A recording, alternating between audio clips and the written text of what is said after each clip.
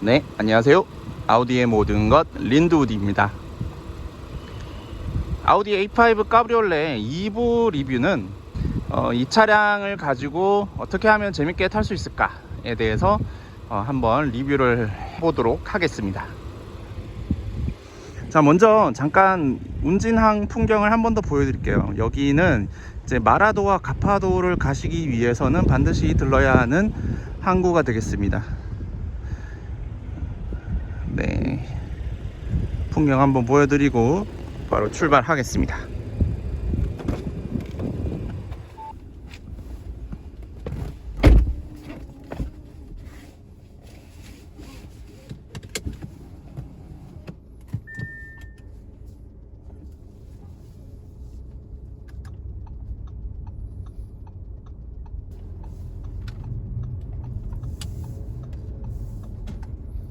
네, 아우디 A5 카브리올레 2부 리뷰를 시작하겠습니다. 일단 이 차량을 제가 주행을 하면서 느낀 게 몇 가지가 있는데요. 아우디 꽈트로가 지금 이 차량 같은 경우에는 전자식 꽈트로가 들어가 있어요. 그래서 과연 전자식 꽈트로 울트라가 기계식 꽈트로보다 성능이 떨어지느냐, 그런 부분에 대해서 많은 분들이 이제 좀 걱정하신다든지 아니면은 좀 아쉬워하신다든지 그런 부분이 좀 많은데, 아주 타이트하게 몰아보지 않는 이상은 체감이 사실 쉽지가 않습니다.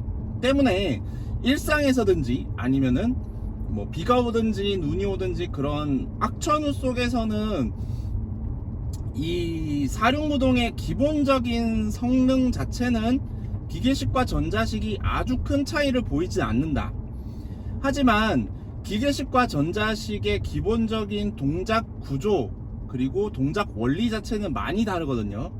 특히 전자식은 전륜과 후륜을 다판 클러치로 락킹을 시키는 방식이라서 후륜 쪽에 구동력을 보내고 싶을 때 락을 시키면 다판 클러치를 얼마나 꽉 무느냐에 따라서 전륜의 100%, 완전히 풀면 전륜의 100%예요. 완전히 다판 클러치를 풀어버리면 전륜의 100%, 다판 클러치를 느슨하게 묶는 만큼 이 전륜과 후륜에 배분되는 구동력이 점점 달라지고, 최종적으로는 다판 클러치를 완전히 체결을 하면 전륜, 후륜 50대 50으로 배분을 하게 되어 있습니다.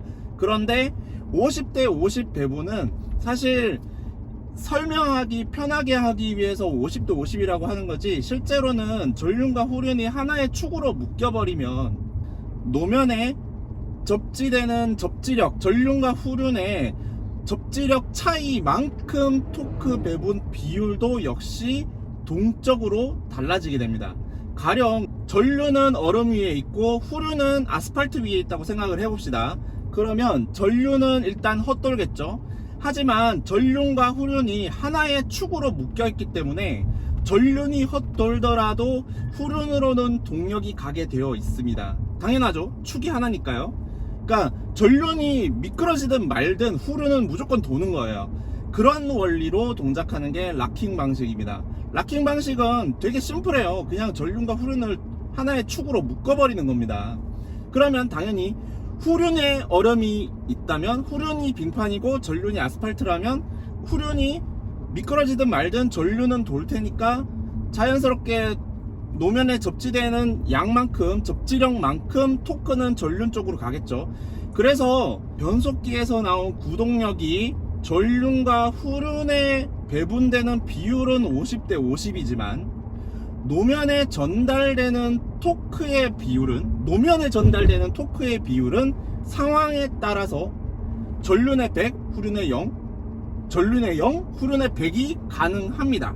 그게 바로 락킹 방식의 장점이에요. 그런데 문제는 지금 같은 코너를 도는 상황에서는 전륜과 후륜의 회전수 차이가 발생하거든요.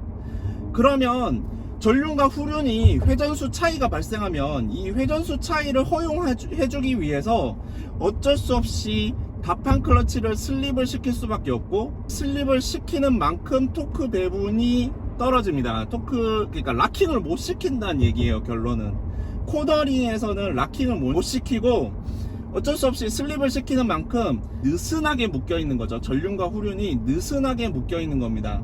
그만큼 토크를 후륜 쪽으로 많이 못 보내기 때문에 코너링, 급격한 코너링에서는 이 토크 배분 비율이 떨어질 수밖에 없다. 특히 조향을 많이 하는 아주 짧은 쇼코너에서 이 특성이 두드러지는데요.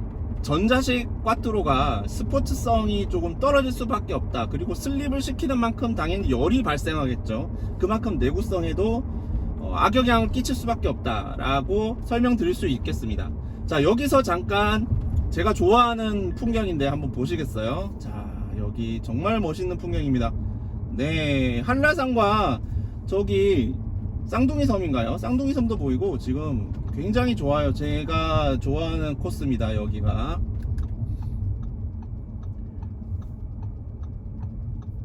자, 여기서 보시면은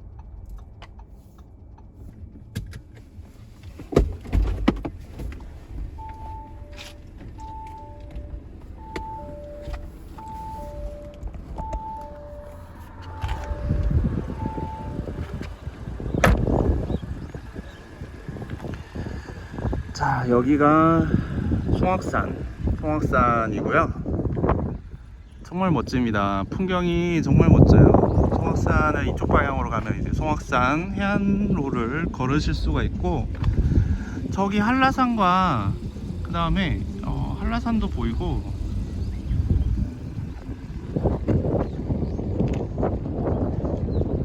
삼방산도 아주 잘 보이죠. 날씨가 조금 더 좋았으면은 저기 멀리까지 보일 텐데 지금 좀 덜 보이는 게 좀 아쉬워요. 어쨌든 지금 굉장히 멋진 풍경입니다. 네.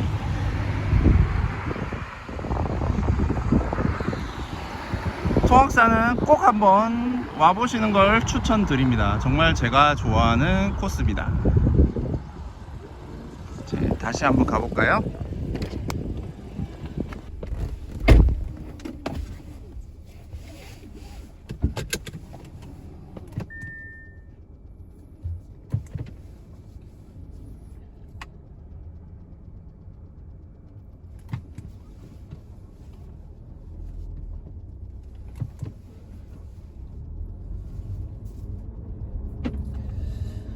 자, 그러면 리뷰를 계속 해보도록 하겠습니다. 멋진 풍경을 배경으로, 저기 삼방산과 송악산을 배경으로 또 드라이빙을 하면서 리뷰를 해볼 텐데요.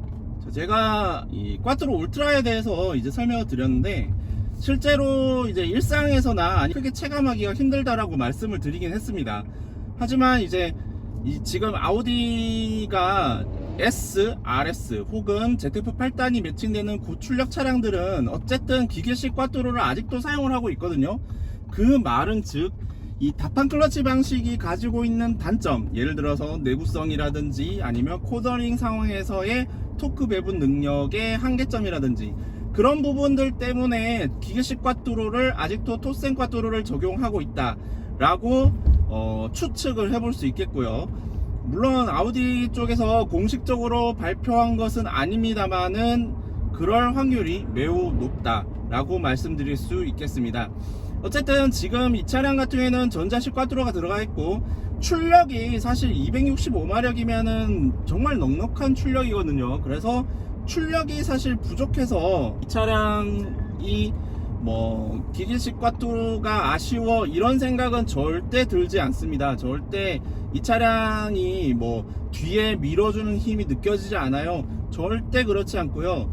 이 차량 아무리 뭐 급가속을 하려 해도 휠 스핀이 나지가 않아요. 휠 스핀이 안 납니다. 확실히 사륜구동, 상시 사륜구동의 본래 역할을 제대로 하고 있다.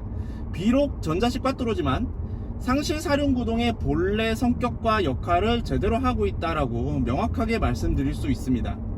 하지만 저라면 기계식을 조금 더 선호할 것 같아요. 어쨌든 다판 클러치보다는 내구성 면에서는 확실히 기계식이 낫긴 하거든요.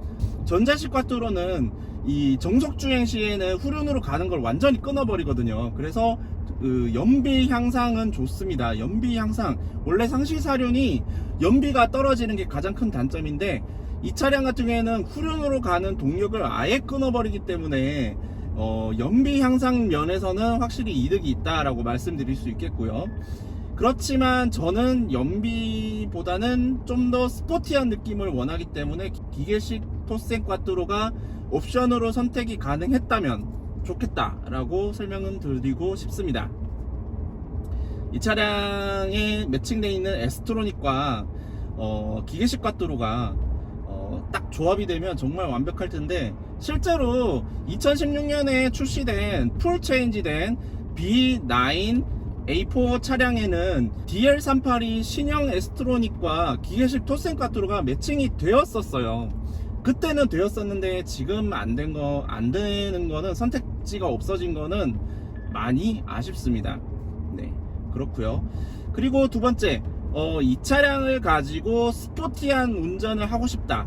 이 차량 타이어 스펙을 보시면 아시겠지만 전륜에 2.5에 3.5에 19인치, 후륜에도 똑같이 2.5에 3.5에 19인치 어마어마한 광폭 타이어가 지금 들어가 있어요. 그래서 아우디가 세팅한 서스펜션의 그 단점이, 이렇게 급격한 코너를, 하중을 한쪽으로 크게 쏠렸을 때 충분히 캠버 게인이 되지 않기 때문에, 왜냐면은 어퍼암이 듀얼 피벗 어퍼암인데, 듀얼 피벗이면 조금 더 피벗점이, 가상 피벗점이 타이어 쪽으로 몰려 있거든요. 그런데 그렇게 되면은 캠버 게인의 성격이 조금 떨어집니다. 그러니까 캠버 변화량이 적어요. 그래서 일반적인 이 불규칙한 노면에 대한 대응력은 좋지만 스포티한 움직임, 특히 쇼코너에서 아주 급격한 하중 이동 시에 보여줄 수 있는 타이어의 접지 면적, 컨택 패치를 항상 최대의 컨택 패치를 얻을 수 있는 그런 부분은 약하다라고 말씀드릴 수 있을 텐데, 그 부분을 해결하기 위해서 아우디는 전륜과 후륜에 모두 광폭 타이어를 끼워서 횡 그립을 높여서 이 급쇼 코너에 대한 단점을 해결했다 볼 수 있겠고, 아우디 차량으로 스포티한 주행을 하고 싶으신 분은 무조건 광폭 타이어를 끼우셔야 됩니다.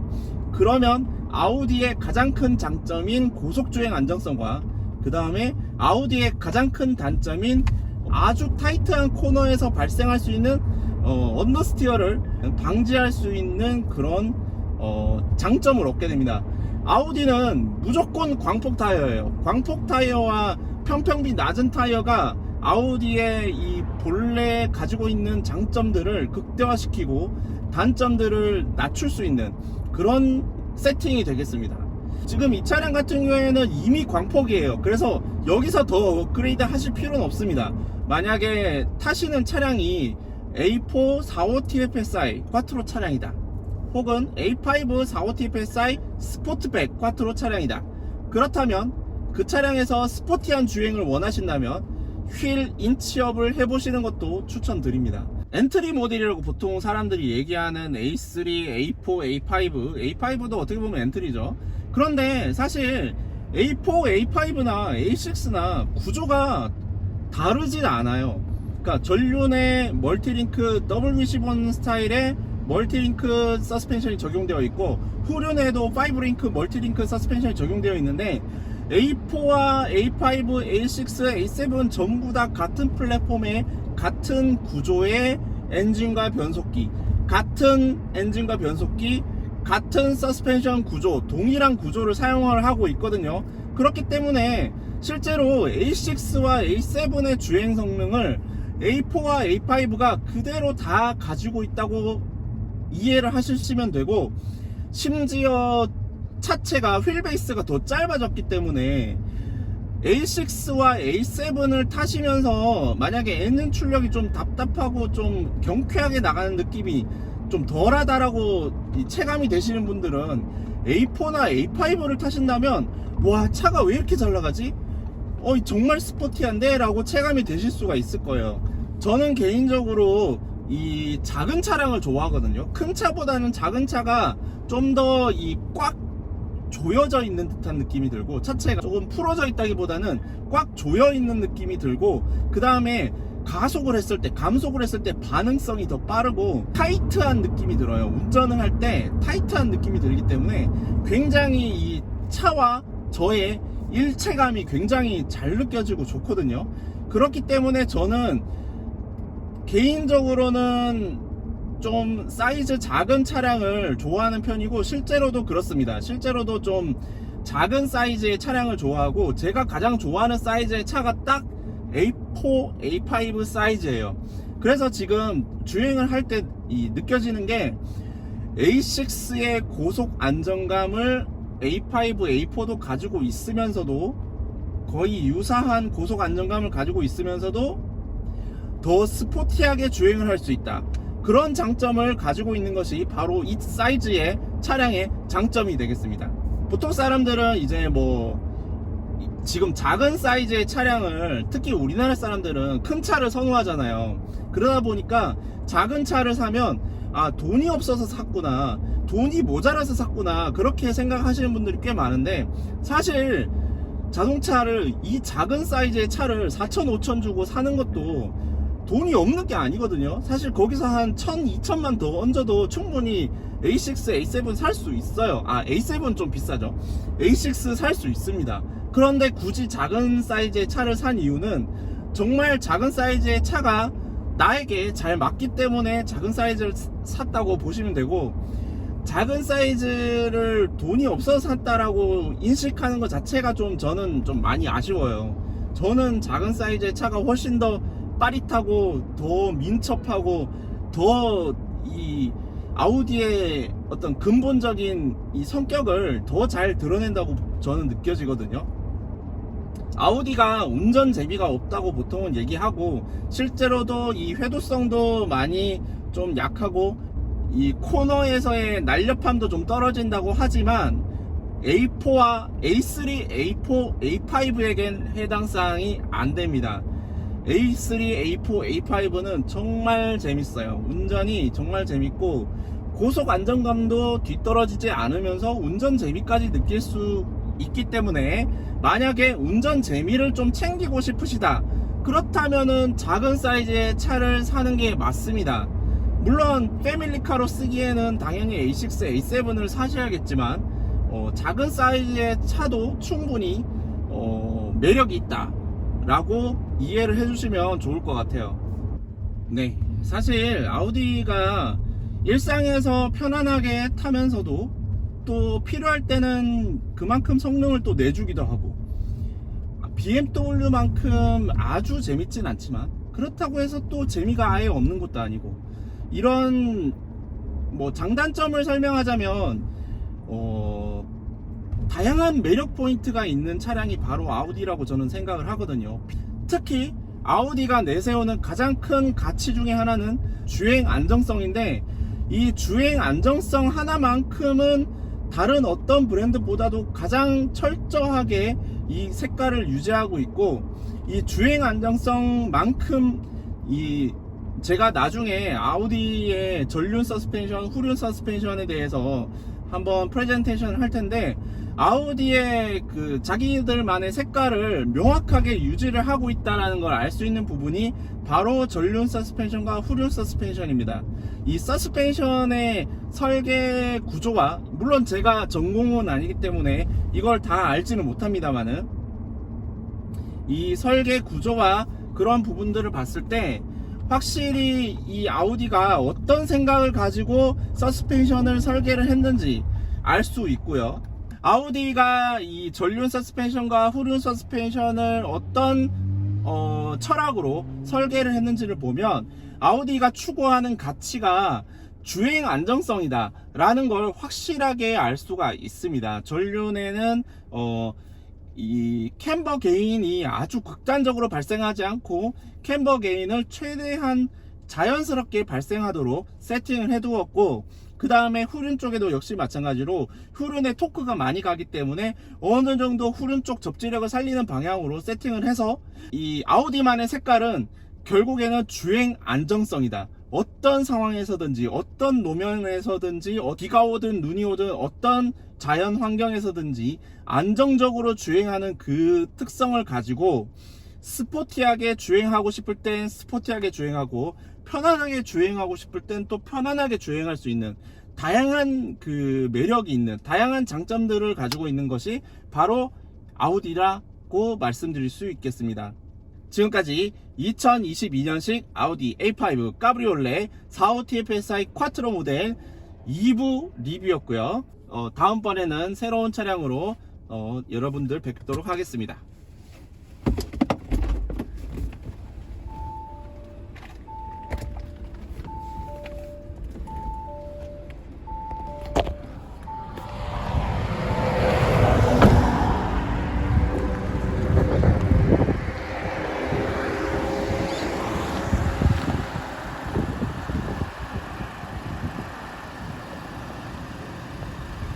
네, 지금까지 2022년식 아우디 A5 까브리올레 모델 2부 리뷰였고요. 봐주셔서 감사합니다. 다음번에는 제 차량을 가지고 리뷰를 해보도록 하겠습니다.